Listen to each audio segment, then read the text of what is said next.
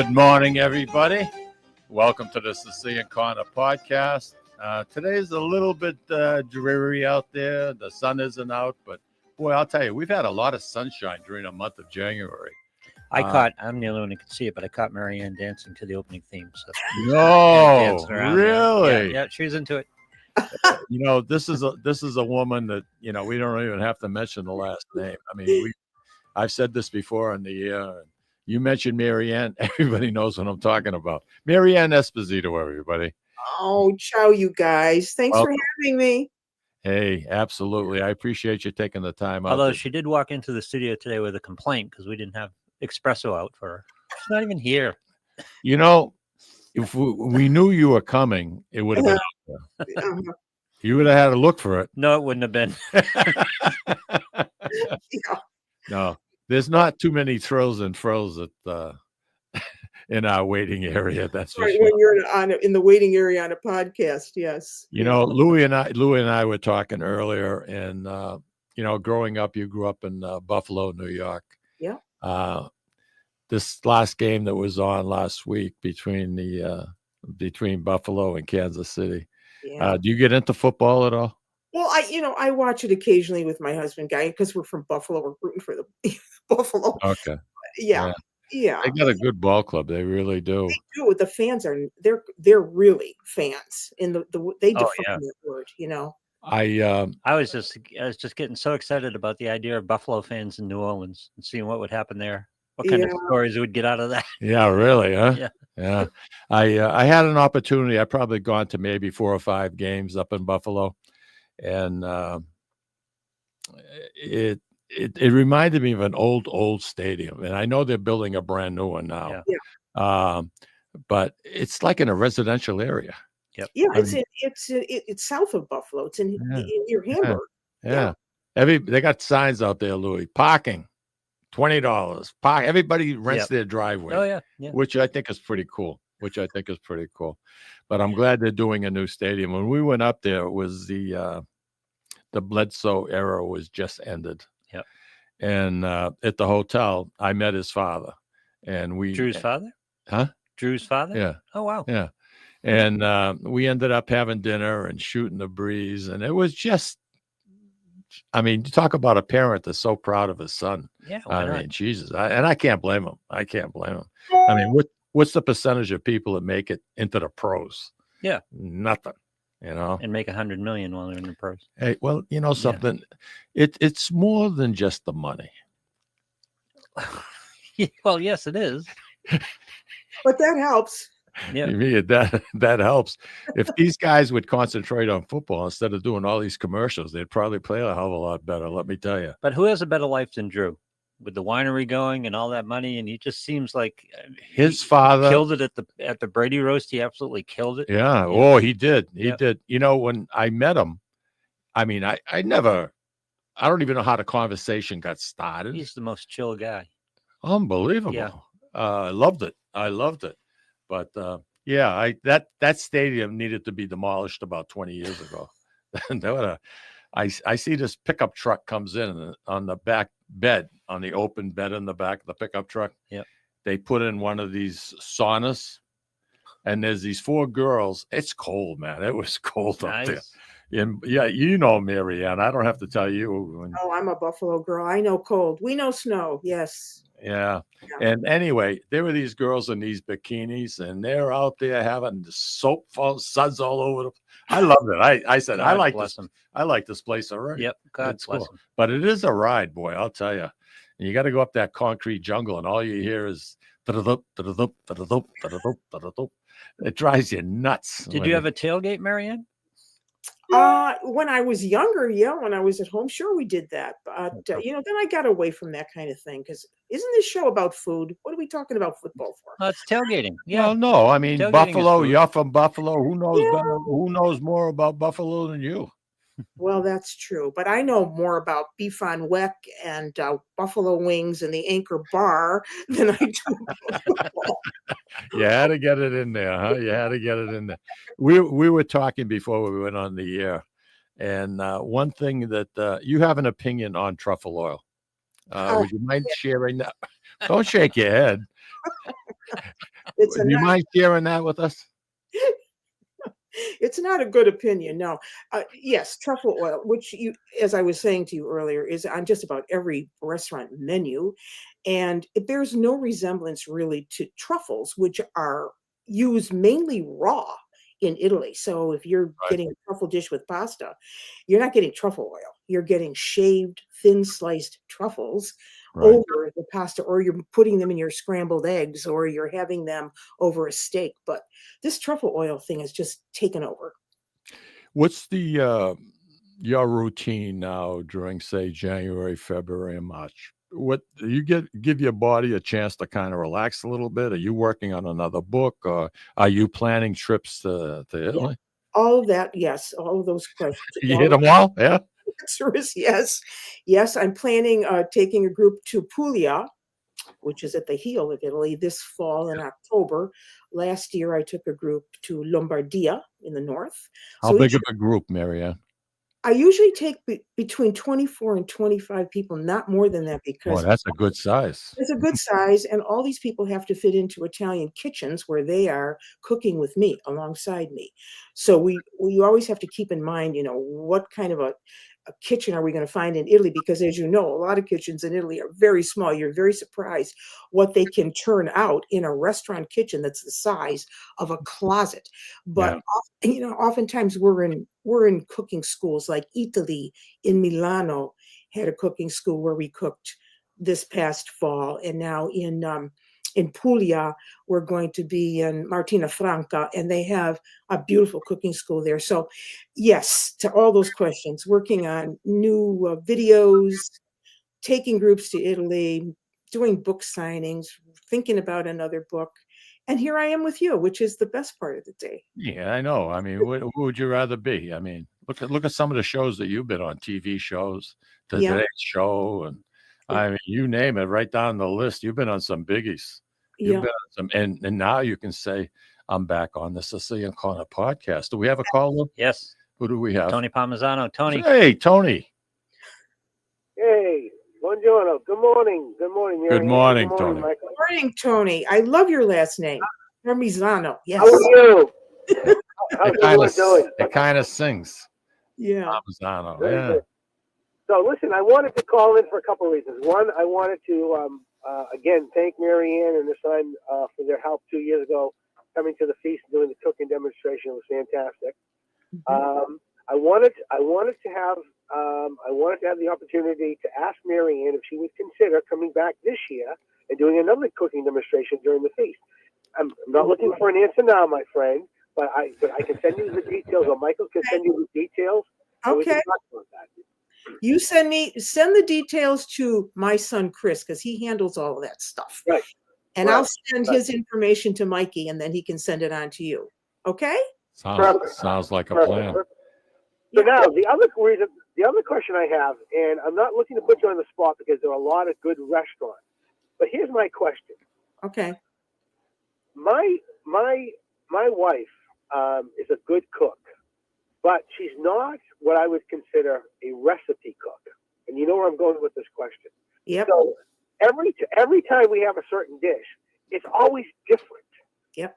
It's always slightly different because she just doesn't. The way she does it, she doesn't follow a recipe.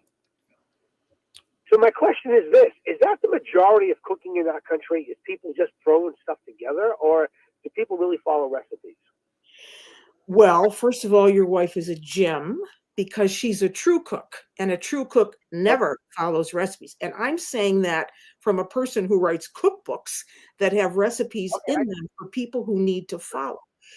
Because some people just need to be in a structured situation. They need to know what goes in first, what comes second. I never cook like that. I'm like your wonderful wife who just opens the refrigerator and says, okay, here's what we're doing today. Does it ever taste the same the second time you do it? No. Because you can't remember what you did. I mean, I'm just a pinch of this and a little dab of that kind of cook. And I think that's freedom in a kitchen, to tell you the truth, because if you're relegated by a recipe, then you're nervous because, it's got to come out just like this. The picture says it's got to look just like that. And that's not true at all. It's a meditation. Cooking is a meditation. You're there, you know what you've got in front of you, the different ingredients that you could choose from. In your mind, you can taste these things because you've done them so many times. So I applaud your wife. You're a lucky man. Tu sei fortunato. Okay. No, it's just that, you taste a certain dish and it tastes a certain way, and then she'll make it 2 weeks later, and it's like, what's it missing? Is it because your mind, your memory, your muscle memory on the recipe or how it tastes is different? Is it lacking spice? Is it lacking acid? Is it lacking salt? It's just because she like I said, I appreciate the artistry. I appreciate her artistry. Yes. But it's just the consistency, I guess, is the issue. Yes, and if you asked every nonna in Italy, every zia, how they made this or that, then what are they going to tell you? Oh, a pinch of this, a pinch of that. Quanto basta? As much as you need. That's usually, right? Mary Ann, I cook just like that. I do not use recipes, and I love to cook, and I don't have a bigger following as you do, but I have a few people that like to come to the house, like, yesterday. Yeah. And I made as a matter of fact, Tony called me yesterday, and I was telling him I was making a meat sauce, and the house, oh my gosh. If you could capture that, and I'd use it as a spray in my car. I would really, it's, but I like winging it. I do. I love winging it. Sure. And it was a big, I'll bet you, Tony, that pan had to weigh, well, let's see, there was 7.5 pounds of meat for meatballs. There was a 6 to 6.5 pound of pork butt. There were 14 links of sausage. Wow, and that thing cooked for like 6 hours on Tuesday. I let it sit in the refrigerator overnight, and I reheated it yesterday. Oh, yeah. The only thing is, I'm gonna let you go. I want to say thanks again, Mary Ann and Michael. I love listening to your show. But I wanted to say, where was my invite, Michael? Where was my invite? I would have come over for dinner. I already had the table set. There you go. Listen, I'll sit at the kids' table. Don't worry about it. I'm okay. I'm good with sitting at the kids' table. You know something, Tony? Lucille and I were married for 53 years, and for 53 years, we celebrated every holiday at my house. Yeah. What a workout, especially if you were. I was working for Market Basket or Demoulas family back then, and you're working all kinds of extra hours because it's the holidays, and you're dragging to begin with. Then you come home and you got to cook, and even though I'd be kind of physically exhausted, I used to love it because I'd prep things. Like I like making red roasted peppers, Mary Ann. So I'd buy like 15, 16 peppers, put them underneath the broiler, brown them off, put them in the paper bag and take the skin off them. Put the olive oil with the garlic. Oh, I just love that. Just love it. Tony, thanks for the call. We appreciate it. Yeah, thanks, Lou. Ciao, everybody. Take care, guys. My girlfriend gets so frustrated with me because I'll try to tell her how to cook something, and we cook totally differently. And she's like, well, how long, at what temperature, and what temperature internally should it be? And said, I have no idea. I cook it till it's done. Just Smart. Feel it. Good. Yeah. Well, I think when you're baking, it's a different situation. I think you should really stay with the recipe calls. Yeah. No, that's a whole different ballgame. Like Lucille could not. She didn't. Not that she couldn't. She didn't want to, and she took advantage of my good personality. Well, what do you mean? Well, what kind of stuff? You're supposed to be on my side, But she could bake. She could bake she'd make Italian cookies for the holiday, just like you, Mary Ann. Honest to God. Well, that takes a certain balance, so you have to stay within certain ranges, right? Yeah, Bake requires a certain balance. Yeah, Lou, I don't have a clock that's giving me the Okay. accurate time. So you tell me when we got a break. Time to go. Yeah. You want a break? Yeah, we'll take a break. Okay. Mary Ann, we're going to be back, baby. You know what I want to talk about? What? Comfort food. Comfort food. Oh, no problem. Yep. Okay. Oh, no problem. I like that. That's good. All right. We'll be right back, everybody.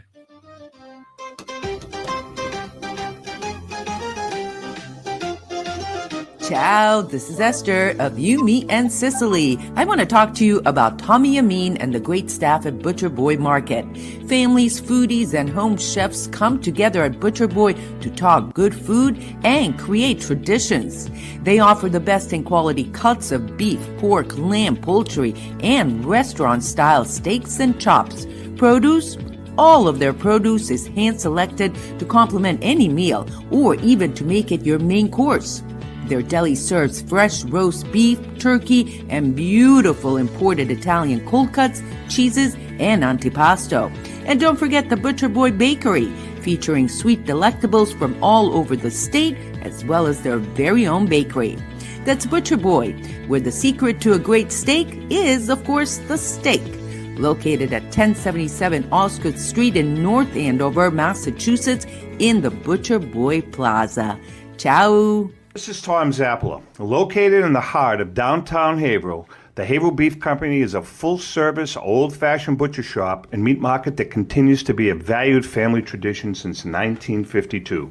Peter and Monica Carboni's Haverhill Beef offers individualized service from an outstanding selection of marinated sirloin tips, homemade sausage, marinated chicken, and thick, juicy Chairman Reserve steaks. Your family deserves the best, so call Peter at 978-374-4795 or visit their website at www.haverhillbeef.com. When you dine at Ristorante Melisse in Amesbury, Massachusetts, you feel at home while enjoying an authentic Italian dining experience not to be forgotten. From the appetizer to dessert, you won't regret your choice. Bring your cravings and appetites. They promise you won't leave hungry or without leftovers for the next day. Takeout and catering are also available. Give them a call or visit them online for the menu, online ordering, and reservations. RistoranteMelisse.com. That's RistoranteMolise.com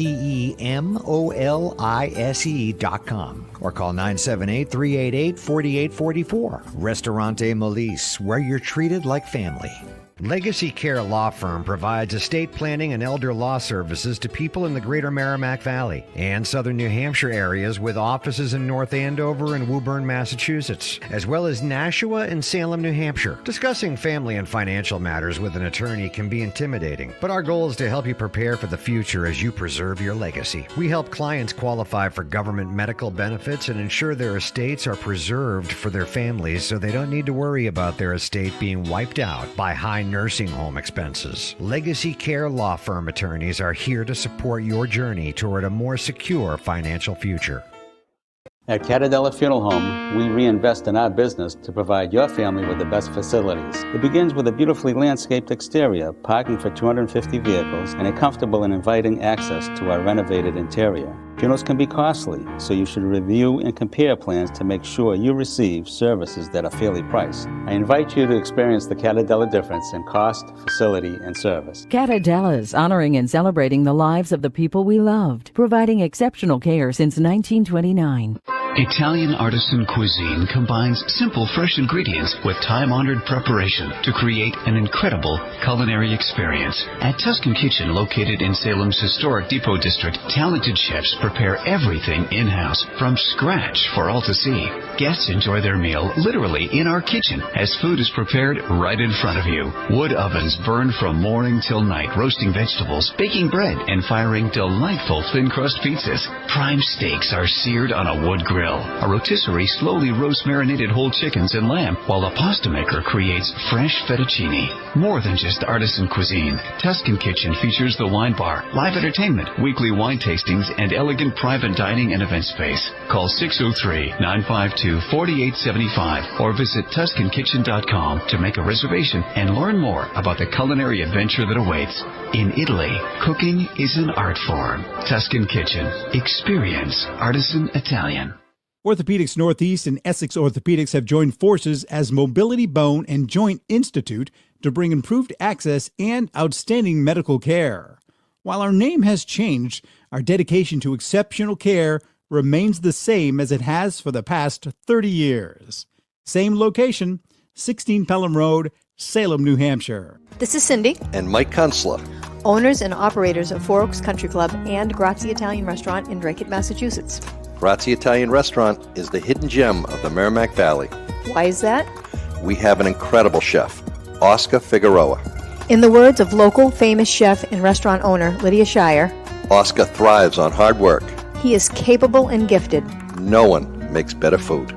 Scallops, seared to perfection. House-made ravioli with farm-fresh local corn. And buttery, tender, lazy man's lobster, just to name a few. You have to come experience Grazie Italian Restaurant for yourself. Grazie Italian Restaurant, located at Four Oaks Country Club, 80 Meadow Creek Drive in Drake, Massachusetts. Hope to see you soon.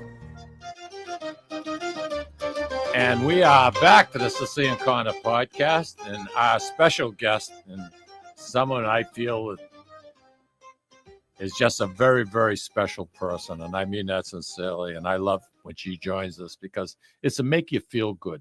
You know what I mean, Lou? Yep, it makes me feel good. I say Mary Ann, I get happy. You know. That's so sweet. Thank you, guys. Oh no, I'm serious. I mean, I admire what you've done. I have admired what you accomplished, and you know something. You're not a bad cook.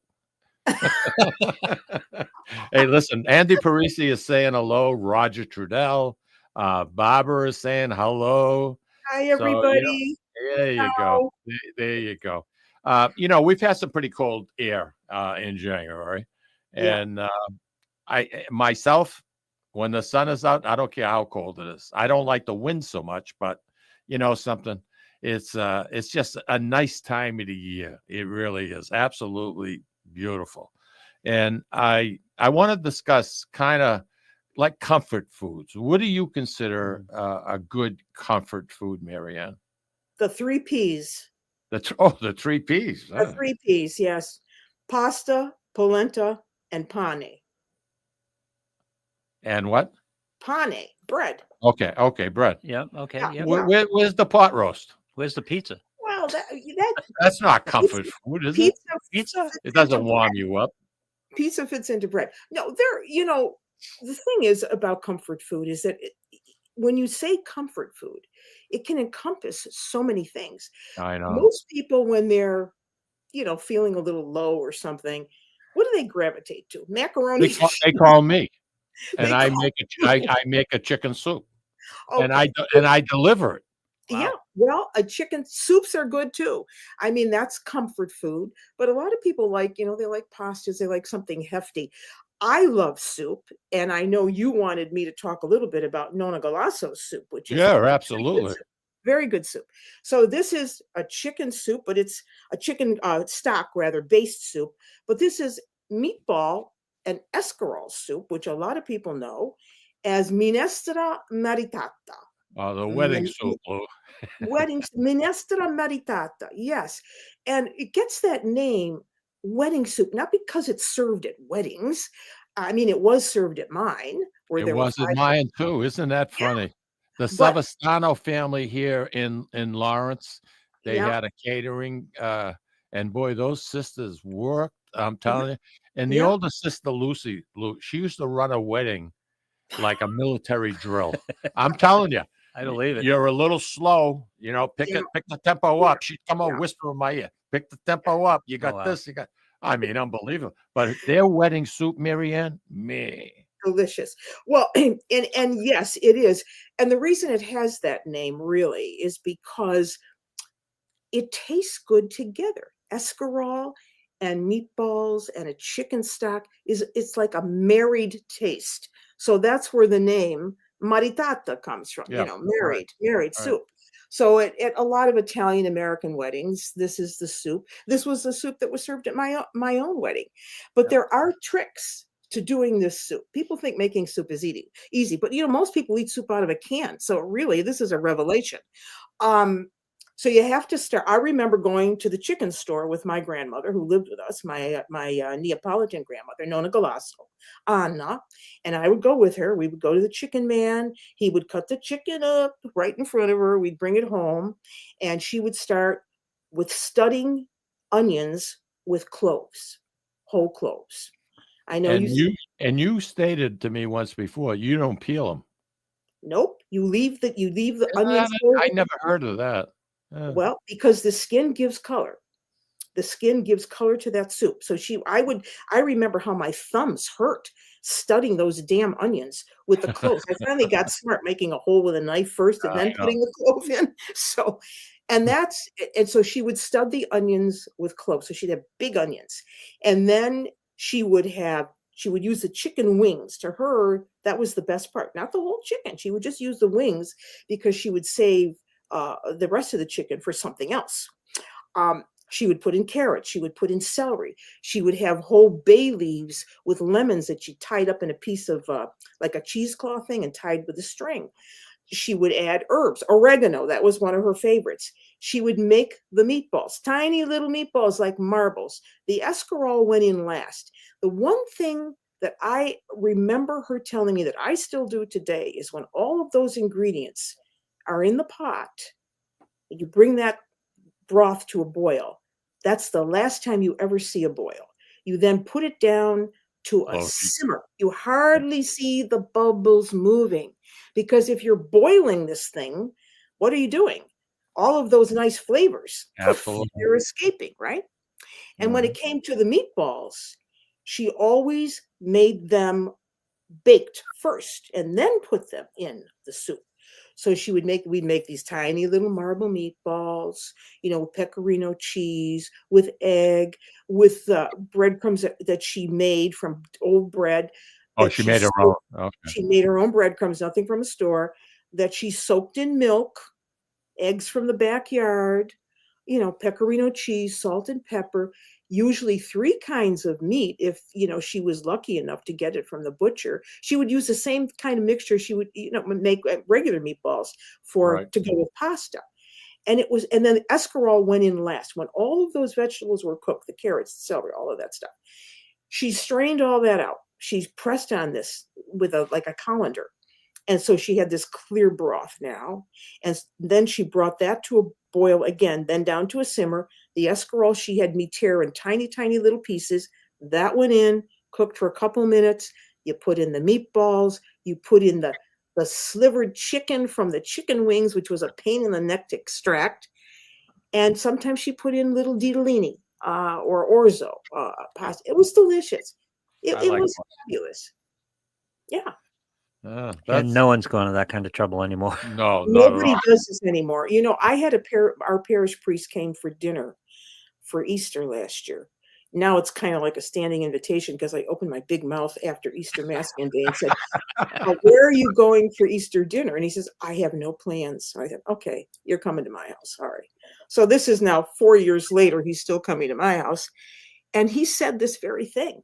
He said, "Nobody cooks anymore. Nobody sits down to these big celebrations where, you have done all the work. You've done all the work." And it's kind of sad to me, because it is kind of dying out, Young people. It certainly is. Now, your favorite part of the chicken to use for, say, chicken soup is the thighs. I like the thighs, but I still use the wings too. I still hear her in my head. Use the wings. It's a lot more work. Yeah. Well, there's a lot of collagen in the wings. Yeah. So it provided more gelatinous texture. Oh, listen to you go. Yeah, it was gelatinous. Oh. Yeah. Well, I did you learned something along the way, right? I did. I learned something along the way. And I'm always tweaking my soups anyway. I'm just like Lou was saying, a pinch of this, a pinch of that. Yeah. And it's a great winter soup. It's really a history in a bowl of Southern Italian cooking, because that's, basically it's Southern Italian cooking, using your imagination. Whatever you had, the greens. It could have been what's available, sure. Yeah, the escarole could have been spinach. It could have been mustard. How do you get the escarole clean? I take the big head, I cut it in half down the center. Okay. It can be very dirty. Then I fill up the sink with a lot of cold water, put it in there, plunge it in, let it sit there, wait until all that sand and stuff comes out, drain the sink, then rinse it again until you don't see any more sand. Today, a lot of these escaroles, if you go to the grocery store and you buy them today, and now is about the season for escarole, they are rather dirty at the core. So you really have to do that process. But You can buy it already cleaned for you and cut up into little pieces in bags, if you don't want to go through the effort. But I don't recommend that. I don't recommend buying any kind of vegetable already cut up because, first of all, you've lost something in the nutritive value of that vegetable. Secondly, you don't know how that was processed. Was the machine clean when they used it? Today we're hearing all about, oh yeah, did you buy those peas at such and such? There's a recall on peas. There's a recall on this. Yeah, because we're getting sloppy. And so it's much better to do this from scratch. I mean, I'm a from scratch cook. What can I say? Marianne, I believe we have a caller who wants to say hi. Roger, go ahead, Roger.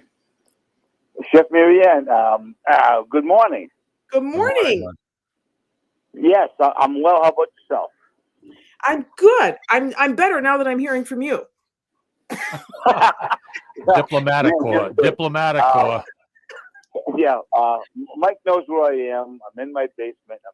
I'm starting my seeds, and right now, any good Italian would understand that you're starting seeds right now. You're starting your allium. Yes. You know what I'm talking about. I know what you're talking about. I don't think Louis does. No. Well, shall we tell him? Yeah, please educate me. Let's tell him what allium is. Garlic? Well, no, the garlic went in November. Oh, you put that in already? Okay. Yeah. I'm starting my shallots and my onions. Okay, all members of that garlic family. Yes, good. Yeah. Very good. Yeah. And Mike has seen my garlic patch, and he. I've actually shared it. Yes, and I still have them. I still have onions from last year, and any good Italian cooking. And I want to give thanks because behind every good chef is a good gardener. Yes. Guy. Gaetano. Oh my God! Yes. Thank you for mentioning Gaetano. Here's our garden book, the one that we wrote together. See, so I know what you're talking about. Everything I know about our garden, I learned from Gaetano by being out there with him and by being in the basement doing exactly what you're doing now. Yeah, you got to get those little seed packs ready. Does Guy start his own seeds? Yes, he starts all of his own seeds. Yes. I have a suggestion for him. Okay, tell me. I just learned about this, and I am excited as heck about it, and I'm doing it now. If you're doing any kind of seed in bulk, yeah, there's a technique now called the snail roll. The snail roll? S-N-A-I-L-R-O-L-L. Okay. You basically take, and you can Google it, and you take this what is commonly available here, really inexpensively, Still Foundation seal, and you put soil on it, you roll it up, and then you spread the seeds around like a cinnamon roll. Wow. Okay. I've never heard of that before. What happens is the roots grow down 4 to 5 inches. Oh. So when you transplant them, they go right into the garden. Okay, that's going to save my knees. Thank you. Yeah, so snail roll. Right? Okay, I'm going to check that out. Positively amazing. He will get a kick out of it. I'll tell you right now. I'll get that for his birthday. That sounds really cool. It really does. Roger. S-N-A-I-L-R-O-L. Okay. Yeah. Roger, thanks for giving us a call. It's always a pleasure to hear from you. And you're welcome, Marianne. Thank you. Bye now. No, you're welcome, Mike. A snail. You're welcome, Marianne. It's all right. Snail roll. My feelings don't get hurt. I learn something new every day. See, that's the beauty of being in the world of food. He loves to experiment, and he's got a bunch of friends, and they share ideas. I mean, some people may have like stock clubs throughout the country where you get on the phone and talk to 8 or 9 people. It's all about gardening, and he goes in that little man cave, and it's like the guy you got on the MBTA and never returned. He goes in there, he's gone for like 5-6 hours. Yeah, I was thinking, Marianne, you must get looks all the time like aliens have landed, because you were talking about the Italian wedding soup, And Yeah. one of the places where I work, in the restaurant, they serve an Italian wedding soup, and it's like everyone's so used to restaurant type soups and canned type soups and things like that. When you cook for somebody, I'll bet the surprise look you get because we're not aware of great cooking nowadays. We're aware of out of cans, we're aware of in restaurants, and it's good, but it's not great. If people stop to realize how much salt is in those canned soups, they would never have them. Oh God, I know. That is so true, Lou, because, I think for me, it's, like I don't really go out to Italian restaurants to eat per se, although I'm still waiting for Mikey to take you and me, Lou, down to Molise in Amesbury. Now, I've You said would this love publicly, with that $2,800 he just won, I expect a full-blown meal. You would love it. That's one of the things. Molise is one of those restaurants where it's home. Well, It's home. Yeah. You're eating it and it's not, it's artwork, when you get in front of a good chef, it's just like there's an alchemy to it, there's an artwork to it. And Molise is one of those places. Yes, there is a night you go in there, Marianne, that Antoinetta isn't in the kitchen. Isn't there in the kitchen. And it shows. It makes a big, big, big difference. Absolutely. Her sister Lisa runs the front, does a great job, and Antoinetta's in that kitchen, and boy, I'll tell you, you go to give her a hug after a Saturday night business, like when they're getting ready to close. Yeah. That woman, her clothes are soaked. I mean, she sweats so much. Yeah, Oh, yeah, it's no joke. It's no joke. This is hard work. Being a chef people think it's so glamorous. It isn't. You have to really love it. But going back to what Lou was saying about, people's acceptance of what they consider good food is because they have no reference point to go from. A case in point, when I was in Naples, I took a group to this restaurant called Il Presidente, named after Bill Clinton because he had eaten there. This is a pizzeria. Now, you're not going to get better pizza than you are in Naples. Let's face it, this is the home of pizza. On every street corner.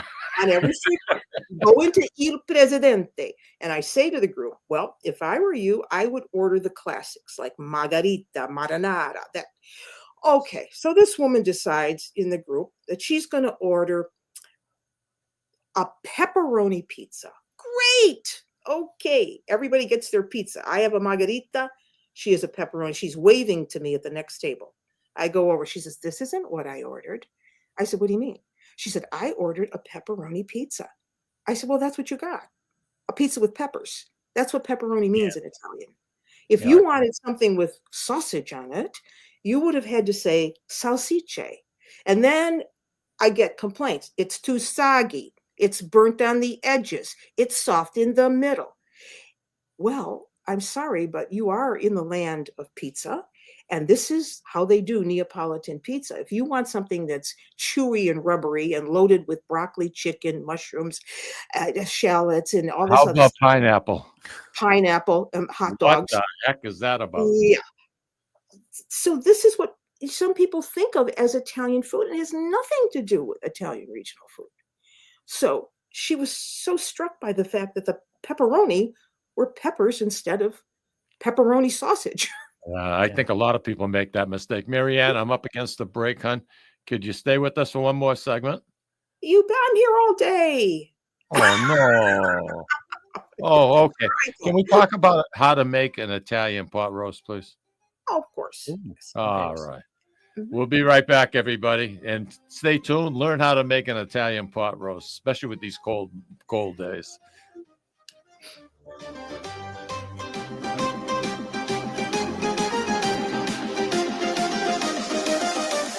Ciao, this is Esther of You, Me, and Sicily. I want to talk to you about Tommy Amin and the great staff at Butcher Boy Market. Families, foodies, and home chefs come together at Butcher Boy to talk good food and create traditions. They offer the best in quality cuts of beef, pork, lamb, poultry, and restaurant-style steaks and chops. Produce? All of their produce is hand-selected to complement any meal or even to make it your main course. Their deli serves fresh roast beef, turkey, and beautiful imported Italian cold cuts, cheeses, and antipasto. And don't forget the Butcher Boy Bakery, featuring sweet delectables from all over the state, as well as their very own bakery. That's Butcher Boy, where the secret to a great steak is, of course, the steak. Located at 1077 Osgood Street in North Andover, Massachusetts, in the Butcher Boy Plaza. Ciao! This is Tom Zappala. Located in the heart of downtown Haverhill, the Haverhill Beef Company is a full-service, old-fashioned butcher shop and meat market that continues to be a valued family tradition since 1952.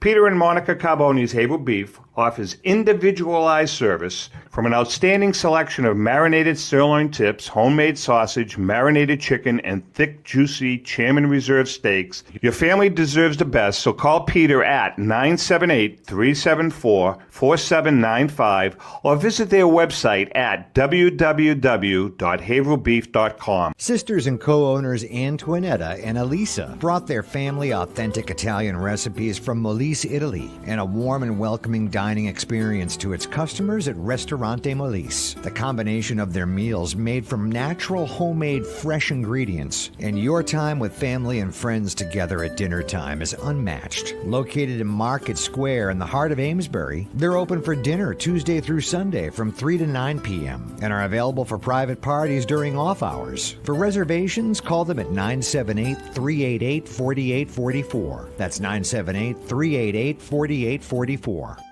Legacy Care Law Firm provides estate planning and elder law services to people in the greater Merrimack Valley and southern New Hampshire areas, with offices in North Andover and Woburn, Massachusetts, as well as Nashua and Salem, New Hampshire. Discussing family and financial matters with an attorney can be intimidating, but our goal is to help you prepare for the future as you preserve your legacy. We help clients qualify for government medical benefits and ensure their estates are preserved for their families so they don't need to worry about their estate being wiped out by high nursing home expenses. Legacy Care Law Firm attorneys are here to support your journey toward a more secure financial future.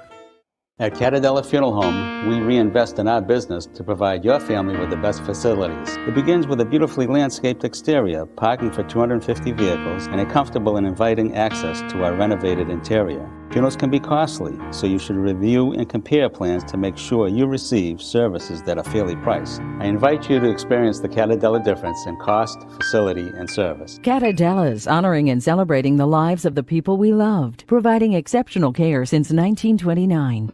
Italian artisan cuisine combines simple, fresh ingredients with time-honored preparation to create an incredible culinary experience. At Tuscan Kitchen, located in Salem's historic Depot District, talented chefs prepare everything in-house from scratch for all to see.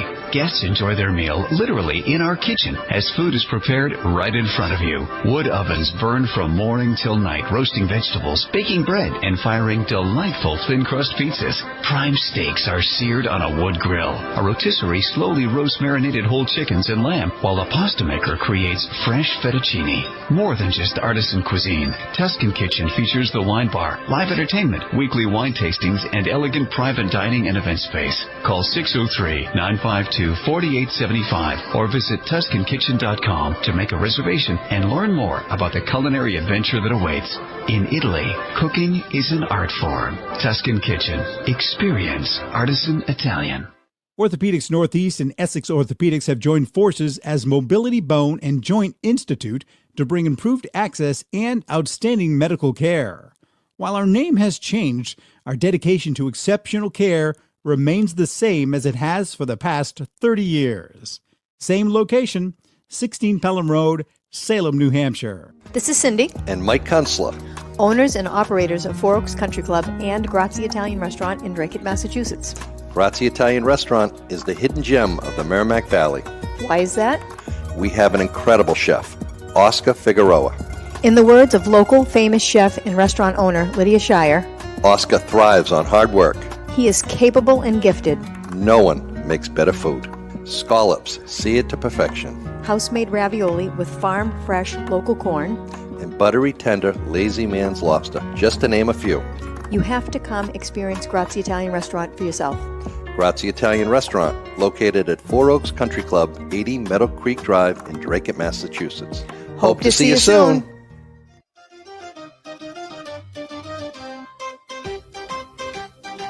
And we are back with Ann Esposito. Mary Ann, I want to give a shout out Hmm. to the Butcher Boy Market Okay. in North Andover. I'm sure you've been in there a couple of times. I have been in there. They I do mean, it's quality work. Yeah. eye candy, and they're celebrating their 70th anniversary. They just celebrated their 70th, and I went to work for them 3 years after they were open. I just become a teenager, and the year was 58. And when I was at Central Catholic in Lawrence, I'd take the bus on Thursdays and Fridays and go up to Salem, New Hampshire, because Route 28 back then was nothing. I mean, it was just mostly farmland, to be honest with you.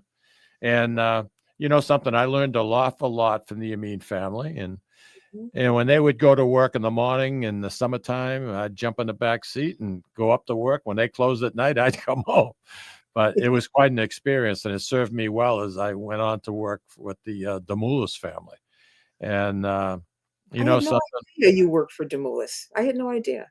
oh yeah, when I started there in '66, yeah, because I got married in '65. I started there at '66, and we had 6 stores.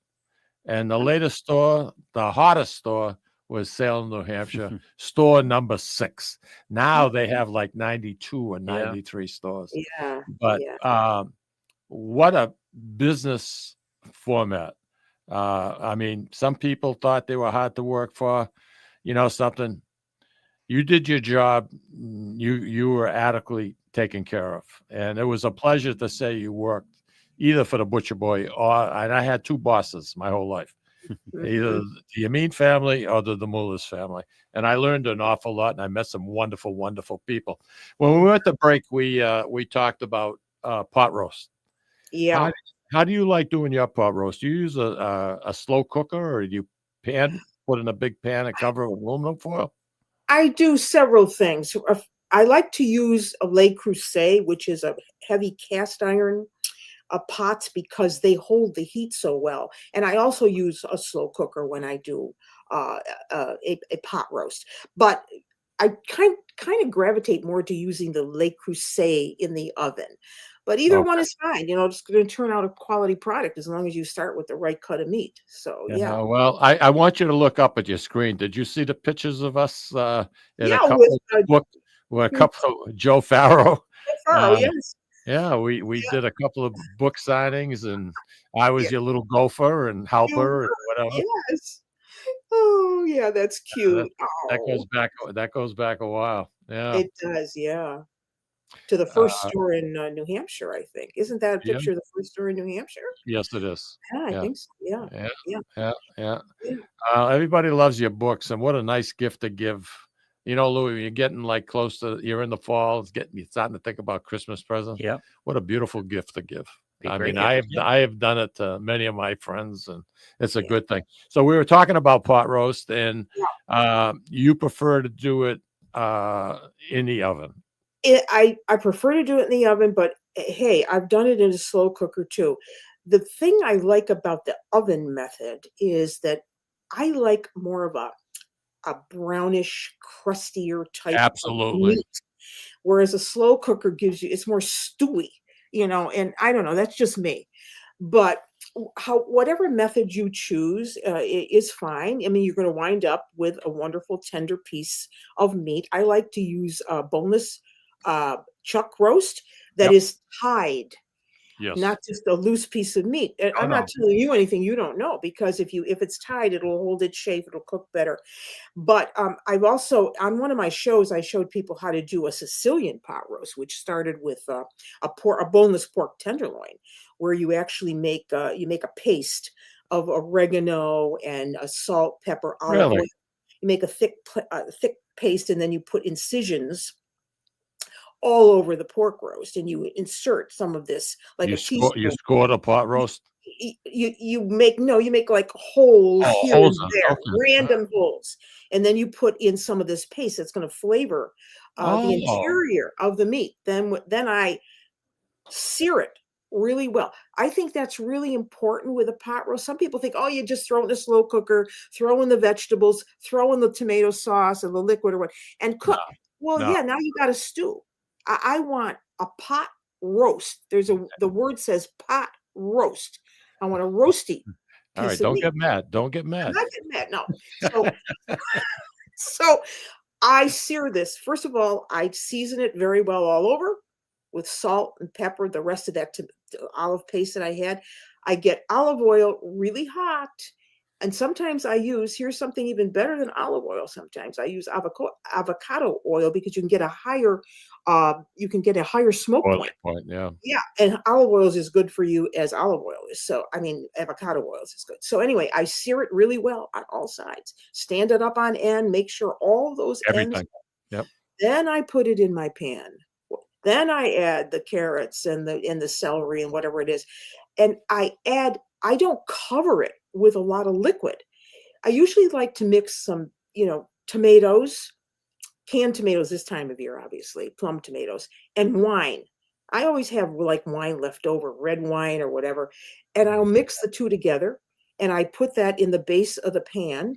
Usually only not even a cup, maybe a half a cup, because I'm going to get all those juices going from the vegetables and the meat as well. So I don't want to drown this, and I let it slow cook. You want an internal temperature of about 145, 150. And Right on. people should get into using thermometers for internal doneness. They don't. They go, oh, well, is it fork tender yet? You don't want to dry it out either. So then, and it's better if you make it the day before. Yeah. Make it the day before. Then the next day, take the pot roast out of the pan, cold, take off the strings, cut it, put it back in the pan with those juices, and you just reheat it. Delicious. I'm hungry. People make a mistake by not browning. Exactly. I mean, I told you I added a 6-pound pork butt to my sauce, and you first browned thing I browned it. You bet your life I did. I seasoned it and then I browned it. And then I did the same with the meatballs. Now, some people like to get the meatballs and they just put them in the oven and they bake them. Yeah. Personally, I think I get more flavor out of doing them with sauteing some nice garlic, getting that oil nice and hot, and turning them, and then I feel comfortable putting them in. But some people just put them in mine are too big. We had. You gotta have a big pan for this. They were good size. But it's just me. I put a lot of parsley and salt and pepper, and I love it. I do that with pulled pork. I'll get the pork butt, but I'll definitely sear it. I'll slow cook it, but I'll definitely sear it. Same thing. That's the result you're going to get. And people they underestimate some of the less expensive cuts, like a chuck. Why do you think your chuck hamburger, when you get a hamburger, it's made out of chuck hamburger, 80%, 80-20 mixture, you got it made. People go for these especially with ground beef, they go for these really lean cuts, and it's like, why would you do that? You got to do an 80 and 83. It's like eating sawdust. Yeah. It's like eating sawdust. I am so happy to hear this, because I did a show once where I told people, stop buying expensive lamb chops. Buy lamb shoulder chops. You know why? Because there's a lot of flavor in lamb shoulder chops. They've got a lot of collagen, and I do them slow in the oven with white wine and mint, and they're delicious. Lamb chops are nice, but they don't have a lot of flavor unless you have to do a bajillion things to them. I like marinating them the day before, and I let them sit in the refrigerator. But you kind of have to, because to Marianne's point, they're No, really lean. Yeah. Right? And I use a lot of lemon zest and the juice of lemons. And I also like to introduce them to my grill. At Mike's house, by the way, in case you're interested, Marianne, first thing that gets shoveled is the walkway on to my grill. Me too. I just want you to, and it can be 0, and that thing will be smoking up. I drive the neighborhood freaking bananas. I do. I really do. And there's something about, I love cooking outside all year long. And something, hey, I'm happy. And I can just see you in your snowman suit. Something, I don't have a winter hat. I have a pair of gloves that I very seldom use. And nice. I don't think I have a pair of boots. Oh. Lou, you see me come into this studio. I wear sneakers usually. Yep.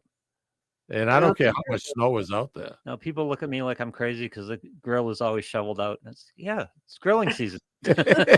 Grow, that's what Roger would think. Yeah. Roger would think.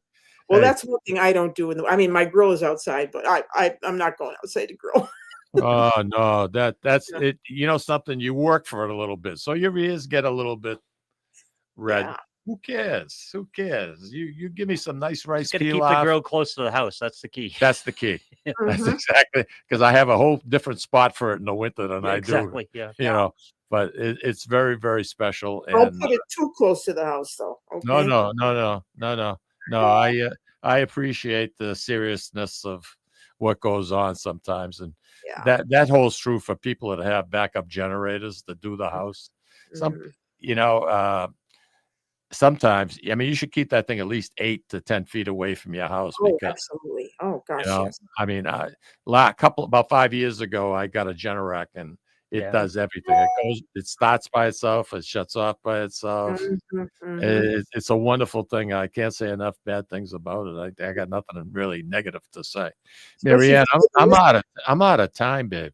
No, Oh, we haven't honey, I know we you're haven't heartbroken. discussed calzones yet. You save it, and we'll come back. You know, doing this remotely Yeah, it's saves. not your last trip, Marianne. Sa- So don't worry about Oh, it. this good. Thank isn't your you. last. This isn't your last rodeo. All You know what I right. mean, That's girl? good. I You want mean to you're know gonna what. have me back? Okay, good. Oh, absolutely. I want to know what's going on in the world of Marianne Esposito. Okay. Well, I'll And keep the you. other thing I want to find out about is when you got knighted and how big of a thrill that was back in 2013, I believe. Yeah. I want to know the story behind the story. You got it? Yeah. All right. That's what we're going to find out. All Marianne, right. hugs, kisses, and all that good stuff. Okay. Bachi to two of you. Bachi, bachi. Okay. Ciao. Ciao. Thank you, everybody, for joining us here on the Sicilian Corner. Please tune in next week. Louis, please don't ask me who we have because I don't know. I've stopped asking if you don't tell me. Usually you tell me. Take care, everybody. Bye.